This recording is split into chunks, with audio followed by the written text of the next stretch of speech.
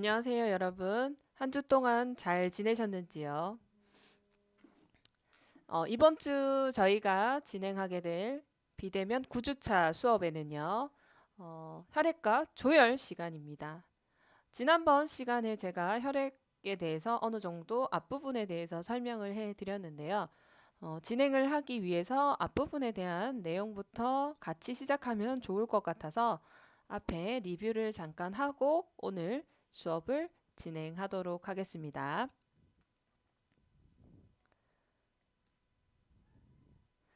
자, 혈액의 기능이었고요. 이 부분은 여러분들도 충분히 이해하셨으리라 생각하고 넘어가겠습니다. 자, 조혈이라는 것은 조혈 모세포를 가지고 있고요. 골수 안에 존재를 하고 이 조혈에서 가장 중요한 부분은 서로 다른 기능을 가진 혈구세포로 분화할 수 있습니다. 그래서 조혈 모세포에서 모든 것이 만들어진다라고 보시면 되겠죠. 그래서 그림으로 살펴보시게 되면 먼저 가장 윗단계의 조혈 모세포가 있어요. 그래서 조혈 모세포에서는 무엇이든지 분화할 수 있는데 자, 크게 골수계 전구세포와 림프국의 전구세포로 나뉘어지게 됩니다. 자, 골수계 전구세포에서는 거대 핵세포, 그리고 적혈구, 그리고 비만세포, 나머지는 이제 백혈구라고 보면 되는데 백혈구, 그리고 림프국의 전구세포에서는 자연 살생세포, T, B 림프구, 그리고 비림프구에서 분화된 형질세포까지 이렇게 진행이 되겠습니다. 자, 저번 시간에도 제가 말씀드렸지만 백혈구의 범위가 가장 큽니다. 백혈구의 범위를 보시게 되면 지금 골수계 전구세포에서는 거대 핵세포 그리고 적혈구, 거대 핵세포가 결과적으로는 혈소판을 얘기하는 거예요. 적혈구, 혈소판 를 제외하고 많은 부분이 다 백혈구로 보시면 되겠어요. 그래서 이 넓은 범위의 백혈구를 저희가 이제 줄이기 위해서 과립구와 무과립구 이렇게 나뉘죠. 그래서 과립구에 호중, 호염기구, 호산구 이렇게 안쪽에 과립을 가지고 있는 작은 알갱이들을 많이 가지고 있는 이런 과립구와 자, 무과립구인 단핵구 그리고 림프구 이렇게 나뉘어지게 됩니다. 자, 단핵구는 혈액에 있을 때는 저희가 단핵구라고 얘기를 하고요. 그게 이제 결합 조직 내로 들어가게 되면 큰 포식 세포라고 얘기를 하고요. 또 어디에 있느냐에 따라서 저희가 큰 포식 세포를 다르게 많이 부른다고 했어요.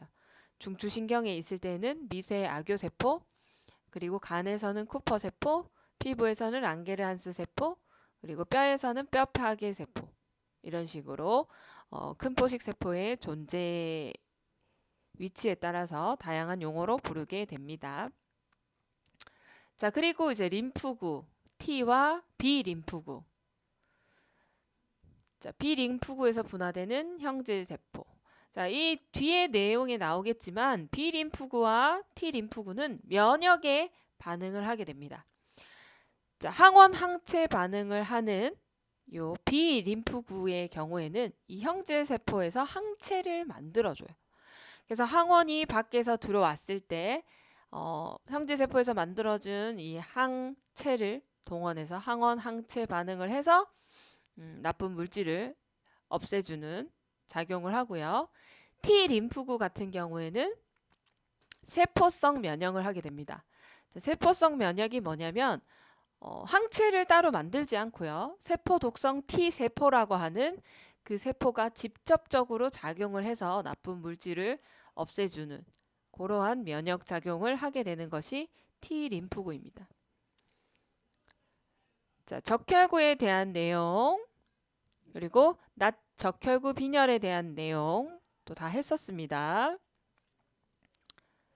자, 백혈구의 종류를 한번 살펴볼게요. 백혈구는 혈액세포 중 적혈구, 혈소판 이외의 세포를 총칭하는 겁니다. 자, 좀 전에 그림에도 봤듯이 적혈구, 혈소판 이외의 대부분의 것들이 백혈구에 포함이 됐습니다. 그래서 과립구, 뭐 그다음에 무가립의 단핵구, 림프구, 뭐 비만세포 이런 것들이 있었고요. 자, 과립구를 보시게 되면 백혈구 중에 원형질 내에 과립을 갖고 있고 친화성에 따라서 호중, 호산, 호염기구로 분류를 하게 됩니다. 자, 그 다음에 단핵구 같은 경우에는 혈액 중에서 이물질, 세균을 집어삼키고 소화하는 능력을 가져서 파고사이토시스라고 얘기를 한다 그랬는데 저희가 이제 액체일 경우에는 피노사이토시스, 뭐 세균이나 이물질, 박테리아 이런 거에는 파고사이토시스라고 용어를 부른다라고 하는 거 앞 시간에 배웠습니다. 그리고 조직 내에 들어가서 큰 포식세포가 됩니다. 자, 림프구는 혈관에도 분포하지만 주로 림프 계통에 분포를 하고 B, T, 그다음에 자연 살해세포 이렇게 세 가지 종류로 나뉘어지게 됩니다. 자, 백혈구의 종류에는 호중구, 과립구 중에서는 호중구가 가장 흔하고요. 단핵구와 함께 생체 방위를 맡아서 세균, 이물 등의 침입의 역할을 하게 됩니다. 자, 호산구는 알러지와 아나필락시스 여기에 관여하고요. 체내 기생충에 대한 면역 반응을 일으킨다. 자, 아나필락시스도 비만 세포를 하면서 한번 소개해 드렸기 때문에 넘어가겠습니다. 호산구는 알러지, 체내 기생충에 대한 면역은 호산구에서. 호염기구 같은 경우에는 히스타민을 저장하고 있다가 분비하고요. 알러지 반응을 유발하는 염증 반응에 반응합니다. 자, 히스타민이 어떤 물질이냐면 우리가 되게 간지럽다고 생각하는 피부 질환들 그럴 때에는 히스타민이 분비가 돼요. 자, 그래서 우리가 피부과에 가서 어떤 처방을 받느냐면 항히스타민제를 처방받아서 그 약을 먹으면 이제 가려움증이 좀 가라앉는 느낌을 받게 돼요. 그래서 이런 히스타민을 가지고 있다가 분비하기 때문에 알러지처럼 이렇게 막 엄청 가렵고 피부에 두드러기가 나타나는 그런 염증 반응이 함께 나타나게 됩니다. 자, 아나필락시스, 과민성 쇼크는 뭐 비만세포 혹은 호산구일 때 이런 반응이 나타날 수 있고요. 자, 항원이라고 하는 것은 좋은 놈이에요? 나쁜 놈이에요? 자, 나쁜 물질을 얘기하는 거예요. 생체 내에 침입해서 항체를 형성하게 하는 단백질성 물질이에요. 예를 들어 세균이나 독소 이런 것들이 항원이에요. 원인 물질. 자, 항체는요, 항원에 대항하기 위해서 우리 혈액에서 만들어지는 당 단백질이에요. 즉, 침입한 병원체에 저항하기 위한 물질입니다. 자, 항원 항체의 과민의 반응의 결과로 생기는 급성 과민성 쇼크가 이 아나필락시스고요. 자, 우리가 쉽게 얘기해서 이런 항원 항체 과민 반응은 사실 안 나타나면 제일 편해요. 근데 특정 음식 혹은 약물, 곤충, 개미나 벌, 그다음에 화학 제품, 향수, 라텍스, 염색약 이런 특정 제품에 갑자기 호흡 곤란이 일어나거나 천명이라는 것은 기관지가 좁아져서 쌕쌕거리는 소리가 나는 호흡음이에요. 그리고 두통, 머리가 아프거나 어지럽고 오심, 그다음에 구토, 피부 점막이나 두드러기. 그러니까 굳이 반응하지 않아도 되는데 이런 뭐 호두나 뭐 이런 예를 들어서 이런 음식에 이걸 항원으로 반응을 하는 거예요. 그래서 그러면 항체가 거기 가서도 항원 항체 반응을 해야 되고 그런 것들이 너무 많이 발생하다 보면 내 몸에 이런 두드레기 이런 것들이 나타날 수도 있어요. 여러 가지 뭐 호흡기 문제도 있고요. 자, 아나필락시스 반응 시에는 호산구가 증가하게 되고요. 비만세포도 활성화되게 됩니다. 그리고 선천적인 환자로는 이런 아토피 환자분들. 그래서 아토피가 있는 사람들은 피부가 많이 붉고 가려움증을 가지고 있죠. 그래서 이것도 일종의 항원 항체의 과민에 의해서 나타나는 피부 질환이다라고 보시면 되겠어요.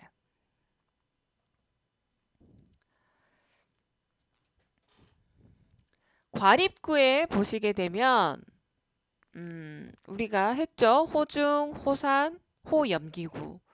자, 미세한 분말 상태의 둥글고 잔 알갱이들을 가지고 있어요. 자, 무과립구에서는 그런 알갱이들이 뭐 거의 없겠죠. 있어도 과립에 비해서는 굉장히 적은 양을 가지고 있어요. 단핵구, 림프구가 거기에 해당되고요. 자, 먼저 과립구 중에서 중성구에 대해서 살펴보도록 하겠습니다. 자, 가장 흔한 백혈구고요. 이동성, 포식성이 큽니다. 그래서 재빨리 움직여서 많은 물질들을 먹을 수가 있어요. 그래서 손상된 조직과 세균을 파괴한 후에 스스로 자기를 파괴합니다. 자, 일반적으로 우리가 농양, 고름 이런 것들이 중성구가 파괴되는 거예요. 그래서 그 안에 여러 가지 세균들을 가지고 있었던 것이 고름이나 농양의 형태로 우리가 볼 수 있는 거예요. 자, 일종의 염증 반응에 이 중성구가 급성 염증 시에 굉장히 많이 움직이게 됩니다. 호산구 같은 경우에는 생성된 후 빠르게 기도나 위장 간의 성긴 결합 조직 속으로 들어가므로 혈액 안에서는 호산구를 많이 볼 수는 없어요. 알러지, 기생충 감염 때 그 수가 늘어나고요. 좀 전에 보셨지만 아나필락시스 반응 시에도 호산구가 활성화됐던 것을 볼 수 있었습니다. 또 비만세포가 분비한 염증 반응 물질의 활성을 중지시킴. 이런 염증 반응에도 관여를 한다. 라는 얘기입니다. 그 다음에 호염기구, 호산구와 함께 알러지 반응, 그 다음에 기생충 감염에 관여를 하게 되고요. 히스타민을 저장하고 있다가 분비하는 기능이 있다. 그리고 면역 글로불린 E의 수용체를 가지는데 이 면역 글로불린도 일종의 항체라고 보시면 되겠어요. 저희가 흔히 아는 여러 가지 피부 과민의 반응도 이런 면역 글로불린 E가 항원 항체 반응을 하면서 나타나는 것들이겠죠. 그래서 호중, 호산, 호염기구에 대해서 알아보았고요. 자, 무과립구에는 단핵구. 자, 단핵구는 쉽게 큰 포식세포겠죠. 혈액 안에 있을 때 단핵구. 자, 탐식 작용을 하게 되고요. 여러 가지 이물질 파고 사이토시스. 그다음에 결합 조직 안에 가면 큰 포식세포. 이런 모양을 하고 있습니다. 큰 포식세포. 자, 무과립구 중에서 이번에는 림프구에 대해서 알아보도록 하겠습니다. 림프구는 B림프구와 T림프구로 나뉘어지고요. 먼저 B림프구는요. 골수에서 성숙해서 우리가 B림프구라고 얘기를 합니다. 즉, 자, 골수에서 생성되고 골수에서 성숙해서 본 메로우 이게 골수예요. 여기에 B 스펠링을 따서 B림프구라고 얘기를 하는 거예요. 자, B림프구는 항체를 형성해요. 그렇기 때문에 우리가 어떤 면역을 한다라고 얘기를 하냐면 체액성 면역, 즉 항체를 형성하는 면역이다 라고 볼 수 있어요. 자, B림프구는 뭘로 분화될 수 있다? 형질세포, 플라즈마셀로 분화를 해요. 그래서 결과적으로 얘가 항체를 생성하는 거겠죠. 그래서 이 항원 항체 반응을 해서 면역작용을 하는 것은 B림프구다. B림프구는 본 메로우 골수에서 성숙되기 때문에 우리가 B림프구라고 네이밍을 하는 거예요. 이름을 붙여준 거예요. 자, 그리고 다발 골수종이라고 있는데 일종의 혈액암이고요. 자, 형질세포가 통제 불가적으로 계속 분열할 때 발생을 한다라고 했습니다. 자, 요게 지금 다발 골수종이에요. 자, 노말 플라즈마 셀, 정상적인 형질 세포예요. 자, 이렇게 형성이 돼야 되는데, 자, 다발 골수종은 뭐냐면 미성숙한 abnormal한 플라즈마 셀이 계속해서 많이 만들어지는 거예요. 그럼 얘는 항원 항체 반응을 할 수 있어요, 없어요? 자, 정상적인 이 플라즈마 셀에서는 얘가 일종의 항체를 형성해서 안티바디라고 하는 것이 항체예요. 이걸 만들어낼 수가 있는데, 자, 비정상적인 형질세포 같은 경우에는 항체를 제대로 만들어낼 수가 없어요. 그래서 우리 몸에 필요한 항체를 적절하게 형성을 못하고 계속 수만 늘어나는 거예요. 그래서 일종의 혈액암이라고 하고요. 형질세포의 분열이 통제 불가능해지는 다발 골수종이 문제가 될 수도 있다. 그런 질환도 있다라는 걸 알아두시면 되고요. T 림프구 같은 경우에는 마찬가지로 골수에서 생성이 돼요. 하지만 어디서 성숙이 되냐? 가슴샘에서 성숙이 돼요. 가슴샘은 사이머스라고 해서 T라는 스펠링을 가지고 있기 때문에 우리가 T 림프구라고 얘기를 합니다. 자, 생성은 둘 다 골수에서 생성이 돼요. 하지만 어디서 성숙되는지에 따라서 네이밍을 다르게 한다. 자, T 림프구 같은 경우에는 항체를 형성하는 게 아니에요. 그래서 체액성 면역이 아니라 세포성 면역이에요. 어떤 세포를 이용한다? 세포 독성 T세포. 자, 이 세포라고 하는 것은 세포 독성 T세포를 이용해요.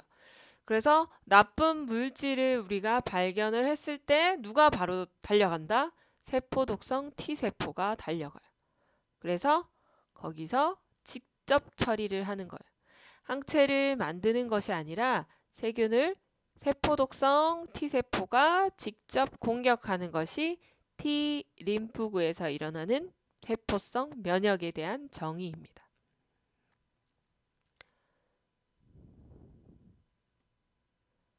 자, 이런 우리가 여러 가지 백혈구들을 알아봤고요.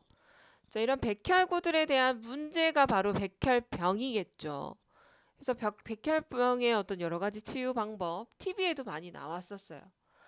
뭐 그림에는 지금 급성 림프구성 백혈병의 치료 방법이라고 해서 항암. 이것도 일종의 암이니까 혈액에 생긴 암이니까 항암요법 사용하고요. 그 다음에 무엇이든 변할 수 있는 분화할 수 있는 조혈 모세포를 다시 이식을 하거나 뭐 혹은 방사선 치료 이런 것들을 시행하게 됩니다. 그 다음에 이런 백혈병의 치유 방법에 보면 골수 이식이라는 용어를 많이 들어보셨을 거예요. 그래서 우리가 흔히 아는 이런 조혈 모세포도 사실 골수에서 생성이 되기 때문에 나와 맞는 골수를 이식하는 것이 굉장히 효과적인 치료 방법이에요. 근데 이 골수를 이식하는 게 아무 골수나 이식할 수 있는 게 아니잖아요. 가족 중에서도 안 맞을 확률도 굉장히 높고 그래서 뭐 골수 이식 센터에 이런 기증자를 찾고 있습니다라고 해서 뭐 우선순위가 되면 좀 빨리 받을 수 있고 자, 찾지 못하면 치유가 불가능하고 나머지 이런 항암, 방사선 치료로 대신 해야 되는 경우들도 많이 있습니다. 자, 그리고 기타 면역 세포들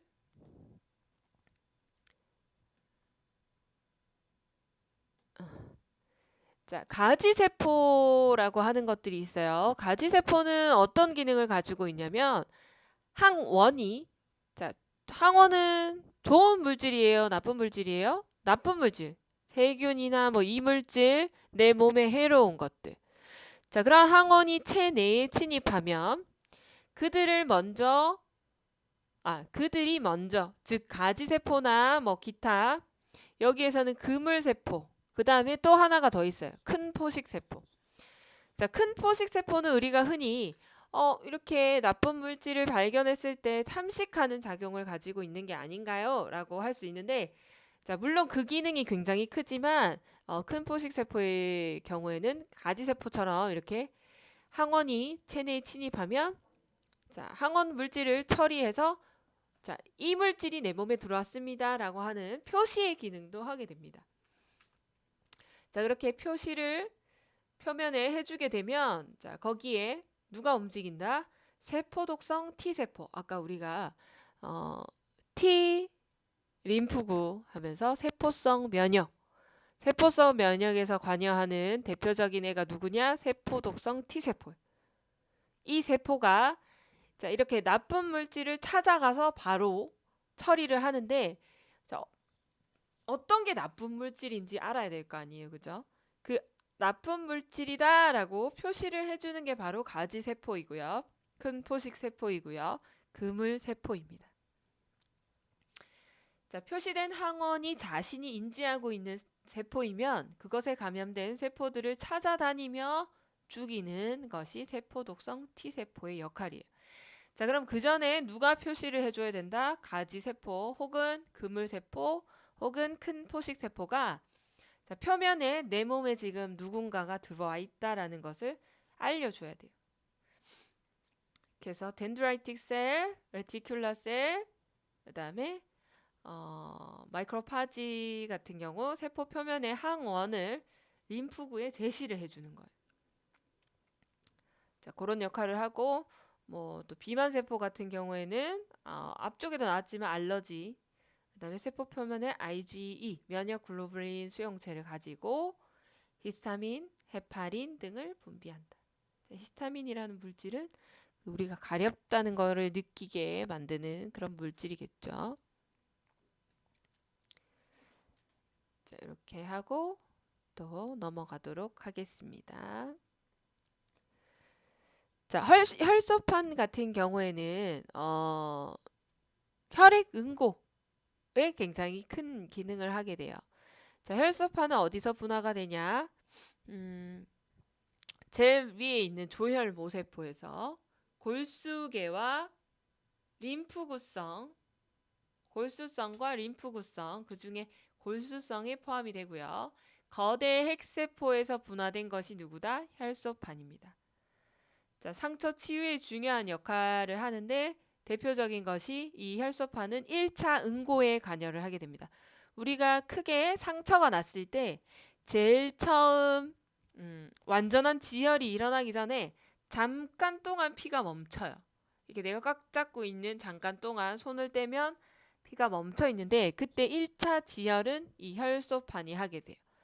하지만 이제 2차 지혈에서는 큰 역할을 할 수 없기 때문에 2차 지혈은 또 피브리노겐이 되면서 이제 본격적인 피브린이 되면서 완전한 지혈로 이렇게 가게 되는 거죠. 어쨌거나 이 혈소판은 상처 치유에 중요한 역할을 하게 됩니다. 자, 요게 지금 붉은색이 적혈구예요. 피예요, 피. 그 사이에 이렇게 혈소판들이 모여들어서 혈액 응고에 관여를 하게 되는 겁니다. 자, 좀 전에 우리가 백혈병에 대해서 알아봤는데, 자, 백혈구에 생긴 암이에요. 비정상적인 백혈구, 즉 백혈병 세포가 과도하게 증식해서 커져서 정상적인 백혈구와 적혈구 혈소판의 생성이 억제되는 거예요. 즉, 자, 내 몸에 진짜 중요한 애들은 백혈구, 적혈구, 혈소판인데 이런 애들이 생겨날 틈을 안 주는 거예요. 비정상적인 특별한 기능을 하지 못하고 우리가 지금 백혈구가 없으면 뭐 면역이나 염증 반응, 그다음 내 몸을 지키는 일을 못해요. 근데 비정상적인 백혈구는 계속해서 증식하고 내 몸에 정말 중요한 이런 백혈구, 적혈구, 혈소판의 생성이 억제가 되니까 문제가 심각한 거죠. 정상적인 백혈구 수가 감소하면 면역 저하를 일으켜 세균 감염에 의한 폐혈증을 일으킬 수 있어요. 자, 폐혈증이라는 건 내 온몸에 있는 장기에 염증이 발생한 거예요. 자, 세균 감염이 일어나면 원래 약을 먹지 않아도 어느 정도 내 몸 안에 있는 백혈구가 싸워서 여러분들이 이 피검사를 해보셨는지 모르겠는데 뭔가 질환이 생겼어요. 내가 아파서 큰 병원에 가거나 혹은 뭐 내과에 가게 되면 자, 처음에 이제 여러 가지 문진을 하게 되고 그 중에서 검사를 또 몇 가지 하게 돼요. 그 중에 이제 피 검사를 하는 이유는 이 백혈구 수치가 증가했는지 안 했는지를 살펴보는 거예요. 백혈구 수치가 팍 증가가 되어 있으면 내 몸에 어떤 염증 반응이 일어나고 있다라는 거예요. 그래서 어느 정도 그 백혈구들이 나쁜 물질이 들어왔으니까 내가 그 물질들을 처리하러 가야 되겠다 해서 수가 아주 많이 증가를 한 거죠. 그래서 세균 감염이 어디선가 발생했겠구나 이렇게 추측을 할 수 있는 거예요. 근데 이런 정상적인 백혈구 수는 감소하고 막상 세균 감염이 일어났어요. 그러면 여러 장기에 한꺼번에 염증 반응이 일어나는 폐혈증이 나타나게 되고요. 폐혈증으로 인해서 심하면 사망에 이르게 됩니다. 그래서 굉장히 심각한 질환이라고 보시면 되겠죠. 자, 적혈구의 감소, 빈혈, 어지러움이나 두통, 호흡 곤란을 야기시키고요. 그 다음에 혈소판의 감소는 이게 혈액 응고의 역할을 하기 때문에 이게 떨어지게 되면 출혈 경향을 일으켜요. 계속 피가 멈추지 않는 그런 증상들을 볼 수 있는 거죠.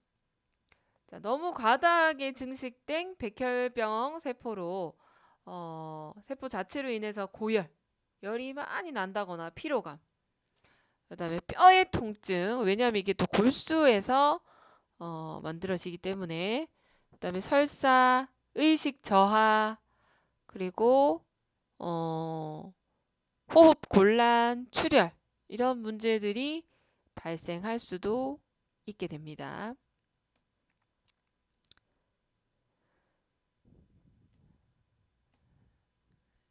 자, 백혈병에도 또 종류가 여러 가지가 있어요.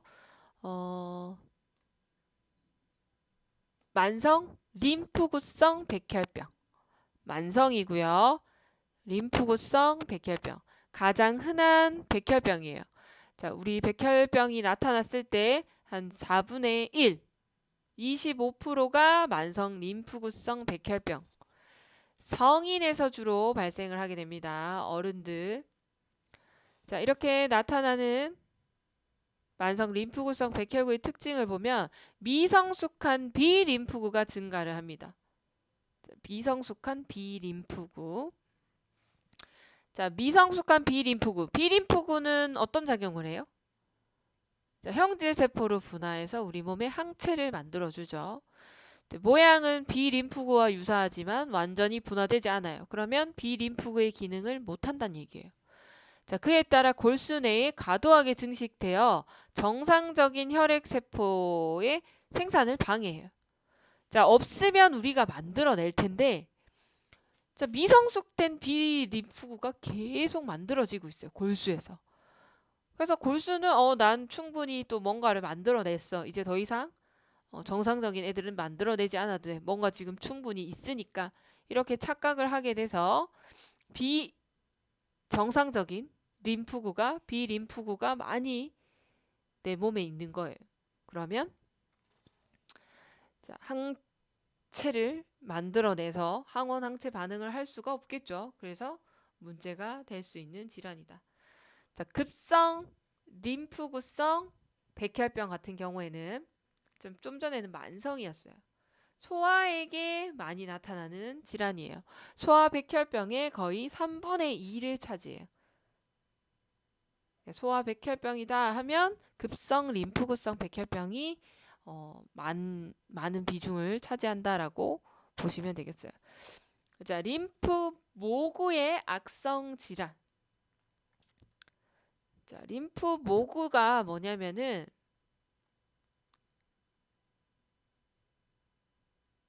여기를 보시면 되겠어요. 자, 림프국의 전구 세포. 자, 그 중에서 뭐 림프구, B림프구, T림프구 뭐 이런 식으로 나뉘어지는데 이러한 아이들의 전 단계, 위의 단계, 림프 모구, 림프계 전구 세포 이렇게 보시면 되겠어요. 자, 이거의 악성 질환이 림프 급성 림프구성 백혈병입니다. 자, 그 다음에 급성 골수성 백혈병. 좀 전에 저희가 봤던 거는 만성 림프구성 백혈병, 급성 림프구성 백혈병이었고요. 이번에는 급성 골수성 백혈병입니다. 성인의 급성 백혈병 중에 가장 흔한 악성 골수 질환이에요. 자, 가장 성인의 급성 백혈구 중에 가장 흔한 악성 골수 질환, 급성 백혈병의 65%가 이런 급성 골수성 백혈병이다 라고 보시면 되겠어요. 자, 전구세포 또는 줄기세포, 여기가 아까 조혈모세포라고 보면 되겠죠. 암적인 변이가 발생해서 과도한 분열이 일어나요. 자, 정상세포는 많이 생겨도 괜찮아요. 근데 이런 암적인 변이가 발생했는데 또 그게 또 과도하게 많이 생기고 있어요. 분열이. 그럴 때에 이제 나타나는 게 급성 골수성 백혈병이고요. 즉 조혈모세포의 비정상적인 증가. 자, 골수의 모든 세포의 30% 이상이 미성숙한 백혈구가 되는 거예요. 자, 골수 기능 상실로 치료받지 않으면 수개월 이내에 사망하는 급성 질환이에요. 아주 무서운 질환이죠. 자, 골수에서 우리 여러 가지가 생성되는데 골수 기능 자체가 상실된 거예요. 제대로 된 어떤 조혈모세포, 그 다음에 뭐 백혈구 이런 것들이 형성이 안 되니까 뭐 있으나 마나한 거죠. 그렇기 때문에 아주 심각한 질환이다 라고 보시면 되겠어요. 자, 그 다음에 무형성 빈혈. 어떤 원인, 흔히 반응성 림프구에 의해 골수의 조혈모세포가 파괴가 되면, 조혈모세포가 뭐 우리 혈액의 줄기세포 같은 역할을 해요. 그래서 거기서 뭐 림프구성, 골수성, 전구세포 해서 또 적혈구, 혈소판, 그 다음에 백혈구, 림프구 이런 것들이 만들어지는데 모든 혈액세포의 감소가 초래되는, 즉 조혈모세포가 파괴가 되니까. 자, 그래서 이런 감소가 초래되는 것이 무형성 빈혈입니다. 자, 이렇게 하면 저희가 결합 조직과 그 다음에 혈액 및 조혈에 대한 내용은 모두 끝이 났습니다. 자, 이번 시간에는 저희가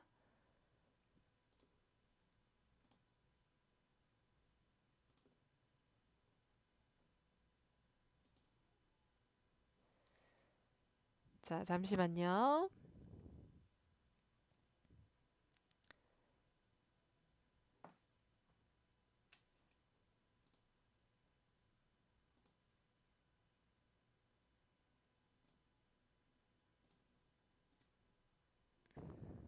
연골 조직과 연골과 뼈를 하도록 하겠습니다. 자, 먼저 연골입니다. 연골. 단단한 형태의 결합 조직이고요. 우리가 좀 전에 지난번 7주차, 8주차 비대면 수업에 이 연골에 대해서 했습니다. 그래서 단단한 형태의 연골에 대해서 한 게 아니라 결합 조직에 대해서 수업을 했습니다. 결합 조직은 뭐와 뭐를 얘기한다? 결합 조직은 뭐와 뭐를 포함한다? 세포와 세포 바깥 바탕지를 포함을 해요. 그래서 여기에서 보면 연골도 연골세포, 콘드로사이트와 세포 바깥 바탕질을 포함을 하고 있어요. 뭐 세포 바깥 바탕질은 우리가 그때 결합 조직에서는 뭐 세포 섬유들, 단백질 섬유와 무형질 이런 것들을 포함한다라고 했었고요. 연골은 얇고 혈액 공급은 없어요. 연골 안에 혈액 공급은 되지 않아요. 그래서 혈관이 없기 때문에 유연하고 압력에 대한 저항성을 가지고 있어요. 그리고 휘어질 수도 있어요. 자, 이런 연골의 기능은 어떤 것들이 있느냐? 먼저 코나 기관, 후두, 그리고 기관지에 이르는 기도의 벽을 지지합니다. 자, 그래서 기도가 찌그러지면 우리가 기도를 통해서 어디로 이 공기가 흘러가요? 폐와 연결되어 있잖아요. 그죠? 허파. 그렇기 때문에 기도가 찌그러지는 것을 방지해 주는 것도 이 연골의 기능이에요. 자, 그 다음에 연골, 뼈의 관절면을 형성해줘요. 뼈와 뼈가 만나는 그런 관절면. 그리고 뼈끝 성장판에도 존재를 해요. 그래서 뼈대의 발생과 성장과 발생의 어떤 모형이 되기도 해요. 자, 이 주형이라고 하는 것, 템플레이트라고 하는 것은 본뜨는 도구. 자, 우리가 붕어빵 그 파는 거 보셨죠? 거기에 이렇게 밀가루 반죽을 부으면 딱 붕어빵 모양으로 나오잖아요. 그죠? 그런 것처럼 요런 연골이 있어 줘야지 우리가 이 뼈에 성장하는 모양새를 만들어 줄 수가 있는 거예요. 그래서 연골의 기능 중에 이런 뼈대의 성장과 발생의 어떤 주형, 이런 모양 틀을 제공해 주는 그런 역할들도 연골이 하게 됩니다. 그 다음에 신체에 가해진 여러 가지 스트레스에 압력에 지지하는 역할도 하게 돼요. 그래서 무릎에 보면은 무릎에 연골 있죠. 그런 것들도 뼈와 뼈가 만나게 되면 엄청난 압력이 제공이 되고 통증이 생기는데 그런 것들을 연골이 있어서 우리가 어느 정도 이렇게 부드럽게 움직이고 보호해주고 그리고 압력에 지지를 해줘요. 근데 이 연골이 파괴가 되면 자, 이게 연골도 퇴행성이기 때문에 많이 사용을 하게 되고 좀 거칠게 사용을 하게 되면 연골이 많이 따라요. 그렇게 되면 통증이 발생하고 대표적인 게 이제 무릎에 연골이 많이 따라서 퇴행성 관절염처럼 발생하는 그런 것들을 볼 수가 있습니다. 그래서 지금까지 얘기했던 거는 모두 이제 연골의 기능에 대해서 설명을 해 드렸습니다. 자, 이러한 연골은 어떻게 구성이 되어 있느냐? 첫 번째, 먼저 연골 모세포. 우리가 결합 조직할 때도 이런 여러 가지 세포들이 있었죠. 뭐 섬유 모세포 있었고 또 뭐 지방 세포 있었고 또 뭐 여러 가지 면역 세포들 그런 것들이 있었어요. 여기에 연골을 구성하는 세포 중에서는 연골 모세포, 콘드로블라스트, 그다음에 연골 세포, 그다음에 세포 바깥 바탕질, 연골막 요 정도를 알아 놓으셔야 되겠죠. 자, 먼저 연골 모세포예요.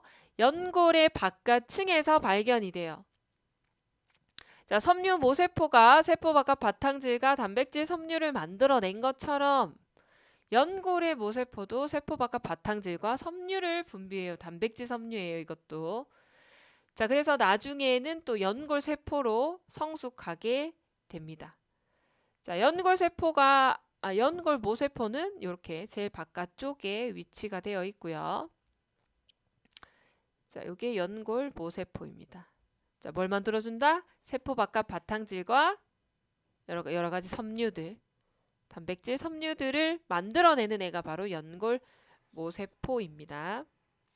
자, 연골세포 콘드로사이트 세포 분열을 할 수 있어요. 둘 또는 4개의 세포로 이루어진 무리가 연골세포방, 여기에 함께 존재를 합니다. 연골세포. 자, 여기 보시게 되면 지금 요게 연골세포방이고요. 그 안에 연골세포, 콘드로사이트가 존재하는 것을 볼 수 있습니다. 자, 여기도 지금 요거 하나가 연골세포방이에요. 그 안에 몇 개의 연골세포가 들어있다? 4개 혹은 뭐 2개, 이런 식으로 2개. 자, 보면 콘드로사이트인 라쿠네라고 해서 이 연골세포 방 안에 있는 연골세포, 이렇게 볼 수 있습니다. 그 다음에 얘네들은 세포 분열을 할 수 있어요. 세포 분열을 한다는 건 개수를 늘려갈 수 있다, 커질 수 있다 라는 겁니다. 세포 바깥 바탕질은요 10% 정도는 에그리칸, 자, 연골에 약간 탄성을 제공해주는 이 아이 에그리칸이 10%, 그 다음에 수분이 75%, 제일 많죠. 그 다음에 단백질 섬유로 구성이 되어 있어요. 그래서 세포 바깥 바탕질도 연골을 구성하고 있어야 되고요. 그 다음에 연골막, 페리콘디움이라고 해서 연골 종류 중에는 유리연골, 탄력연골, 섬유연골, 이렇게 3가지 종류가 있어요. 그 중에서 연골막은 모두에게 있는 건 아니에요. 자, 연골막은 유리와 탄력연골에는 있어요. 근데 섬유연골에는 연골막이 없고요. 자, 이 연골막의 바깥층은 섬유모세포가, 안쪽에는 연골모세포가 존재를 합니다. 자, 그림으로 보시게 되면 이게 지금 연골막이에요. 페리콘드리움. 자, 이 바깥쪽에는 누가 있겠다? 섬유모세포가 있고, 자, 안쪽에는 누가 있다? 연골모세포가 존재를 한다. 자, 섬유모세포는 뭐 해줬어요? 결합조직의 어떤 세포 바깥 바탕질, 그리고 단백질 섬유들을 제공을 해줬고, 자, 연골모세포는 당연히 그 연골에 대한 세포 바깥 바탕질과 그 다음에 이런 단백질 섬유, 이런 것들을 만들어 주는 아이가 이 연골모세포다 라고 하는 겁니다. 잠시 쉬었다가 이어서 수업을 진행하도록 하겠습니다.